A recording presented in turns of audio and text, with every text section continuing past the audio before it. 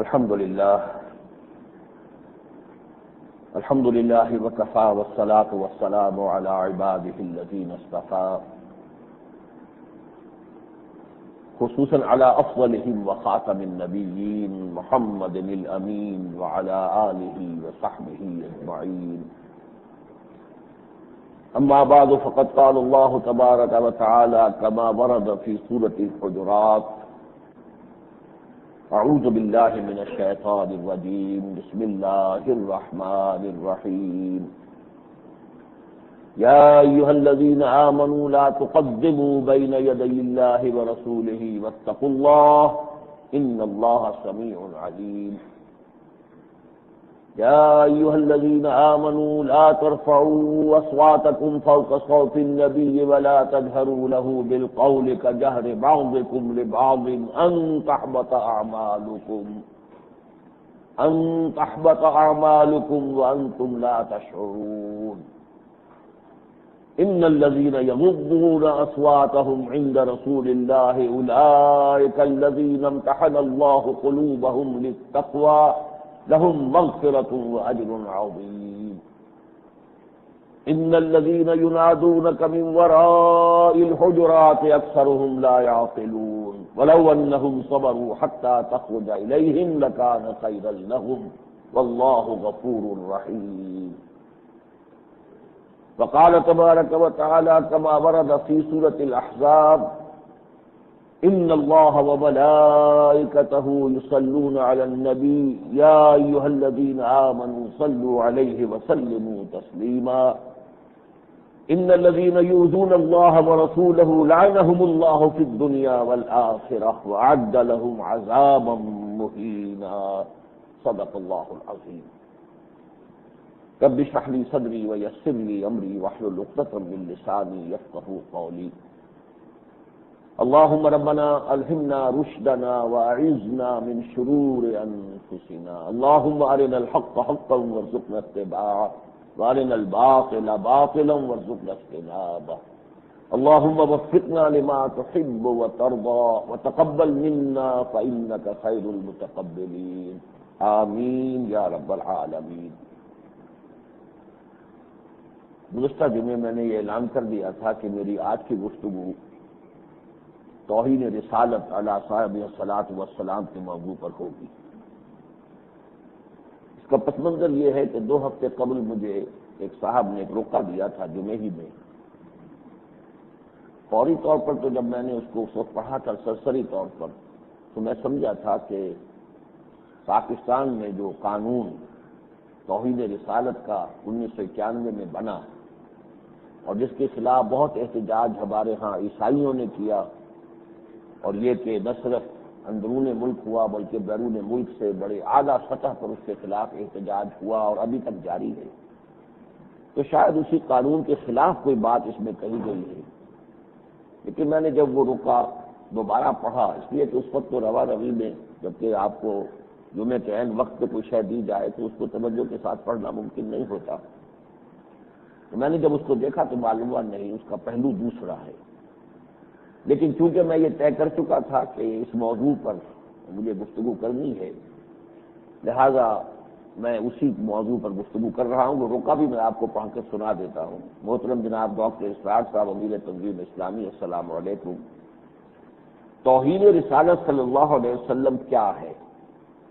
کیا حضور صلی اللہ علیہ وسلم کے ارشادات کی نفی توہین رسالت صلی اللہ علیہ وسلم میں نہیں آتی؟ اگر آتی ہے تو کیا حکومت وقت سود کے معاملے میں توہین رسالت صلی اللہ علیہ وسلم کی مرتکب نہیں ہو رہی ہے؟ جبکہ حضور صلی اللہ علیہ وسلم نے اپنے آخری خطبے میں سود کو حرام قرار دیا ہے. اگر ہم اس کے خلاف جدوجہد نہ کریں تو کیا ہم بھی توہین رسالت صلی اللہ علیہ وسلم کرنے والوں میں شامل ہیں یا نہیں؟ ذرا اپنا موقف واضح طور پر سمجھا دیں. اب اس کا جیسا کہ میں نے اس کیا پہلا تاثر میرا کچھ اور تھا، لیکن یہ کہ پورا رکا اچھی طرح پڑھنے کے بعد میرا یہ خیال نہیں ہے کہ وہ صاحب توہین رسالت کے قانون کے مخالف ہیں، بلکہ یہ کہ اس کا جو ایک دوسرا پہلو ہے اس کی طرف توجہ دلا رہے ہیں، اور یہ الدین والنصیحہ کی ایک بات ہے. تاہم کیونکہ اس موضوع پر یہ ہمارے ہاں مسئلہ کافی زیر بحث رہا ہے، لیکن میں نے کبھی اس موضوع پر گفتگو نہیں کی ہے، تو میں نے چاہا کہ اس کی تلافی کروں اور میں اس موضوع پر اپنے نقطہ نظر کو مرتب شکل میں آپ کے سامنے رکھوں۔ اس نقطے کے پس منظر میں جو ایک شے ہے اس کو میں چاہتا ہوں کہ پہلے اصولی طور پر سمجھ لیجیے۔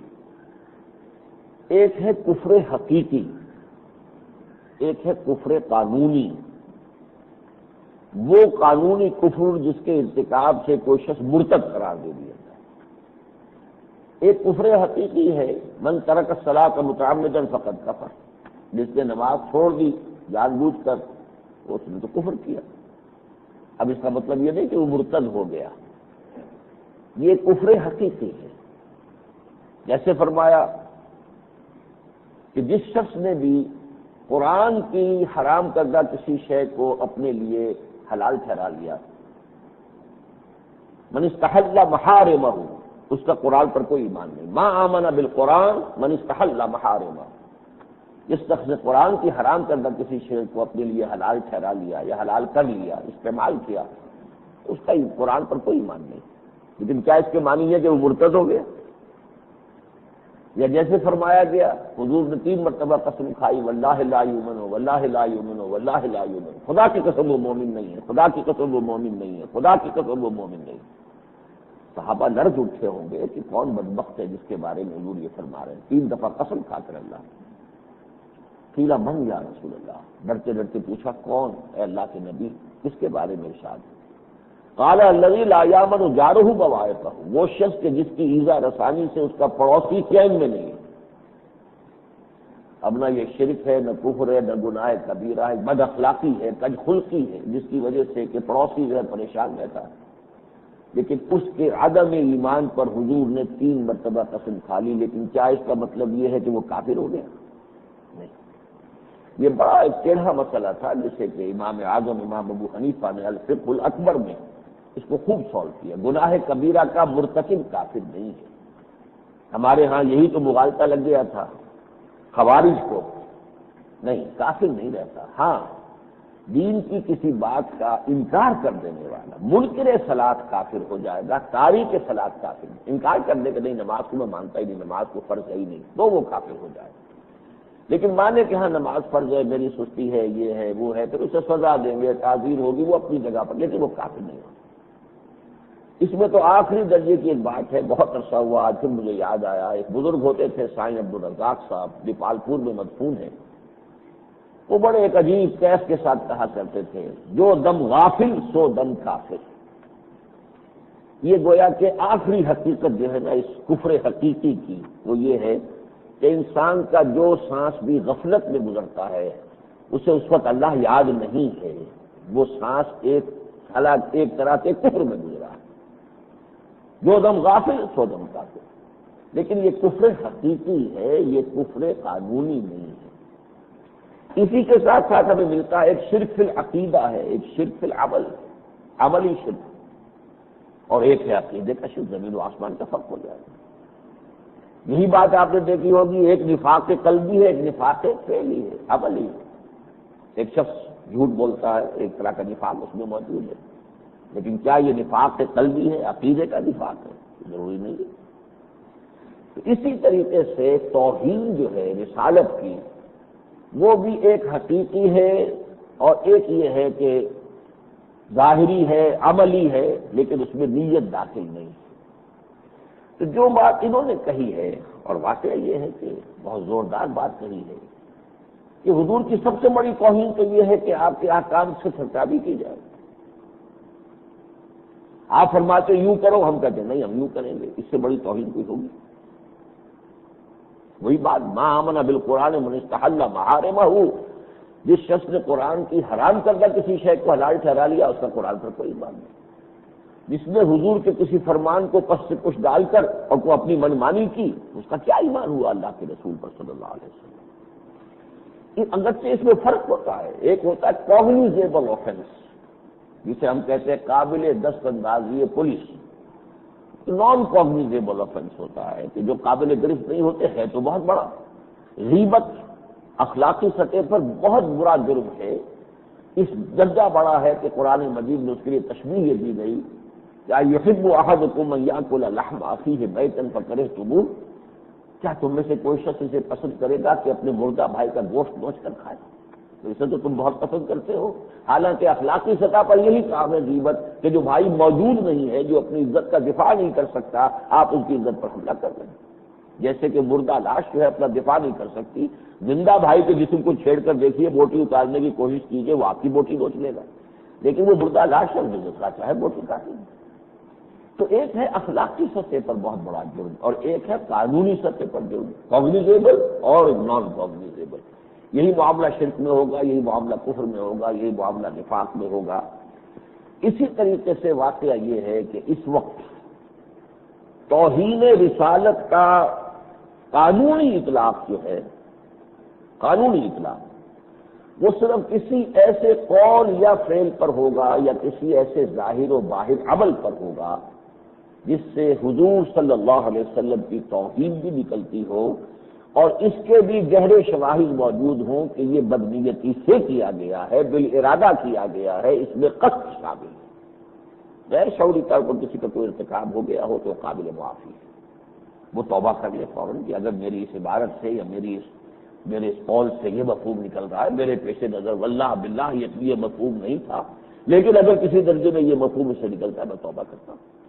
لیکن یہ ہے کہ اگر کوئی عبارت ایسی ہو کہ جس میں محسوس ہو جائے کہ بالکل ارادے کے ساتھ بالقصد یہ قول یا یہ تحریر جو ہے وجود میں آئی ہے یا یہ فعل جو ہے اس کا ارتکاب ہوا ہے، تو اس سے حقیقتاً اہانت محمد صلی اللہ علیہ وسلم مقصود و مطلوب ہے، تو یہ یقیناً اس پر قانون توہین رسالت کا اطلاق ہو جائے گا۔ البتہ یہ ہے کہ واقعتاً جہاں تک اس حقیقی توہین کا تعلق ہے، اس وقت پوری امت مسلمہ اجتماعی سطح پر توہین کر رہی ہے۔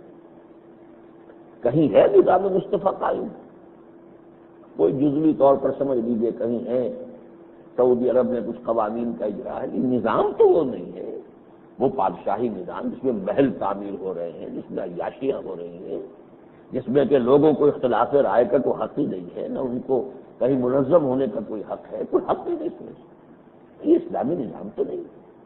تو اگر پوری دنیا میں اسلامی نظام نہیں ہے تو گویا کہ پوری امت مسلمہ بالفعل بالعمل وہ حضور صلی اللہ علیہ وسلم کی توہین کا ارتکاب کر رہی ہے۔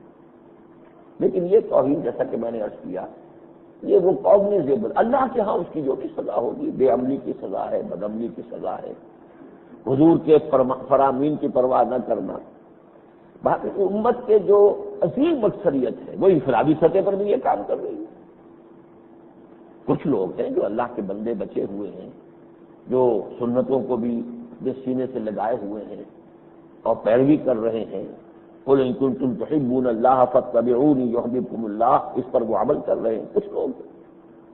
ورنہ آپ سوچئے جو حضرات اس وقت یہاں موجود ہیں جنہوں نے شیپ بنائی ہوئی ہے، کبھی انہوں نے سوچا نہ ہو، بات اور ہے، توجہ نہ کی ہو، اگر محمد الرسول اللہ کا یہ حکم ہے کہ داڑھی بڑھاؤ اور مونچھیں کتراؤ، یہ حکم ہے، اگر آپ کے علم میں نہیں ہے، اگر علماء نے اپنا فریضہ سر انجام نہیں دیا ہے، توجہ نہیں دلائی، یہ بات اور ہو جائے گی۔ لیکن اگر کسی کے علم میں ہے کہ حضور کا حکم تو یہ ہے، لیکن وہ روزانہ صبح شیو کر رہا ہے، تو کیا کر رہا ہے؟ توہین نہیں کر رہا حضور کے حکم کو پس پش نہیں ڈال رہا، صرف زمانے کا ایک چلن اس کے لیے اس نے حضور کی حدیث کو بھی، حضور کے عمل کو بھی، تمام انبیاء داڑھی رکھتے تھے، تمام انبیاء کی سنت ہے، پھر حضور صلی اللہ علیہ وسلم کی سنت عملی ہی نہیں ہے، اس کے لیے قولی حدیث موجود ہے، اے فلھا وقص الشوارب، داڑیاں بڑھاؤ اور مونچھیں کتراؤ۔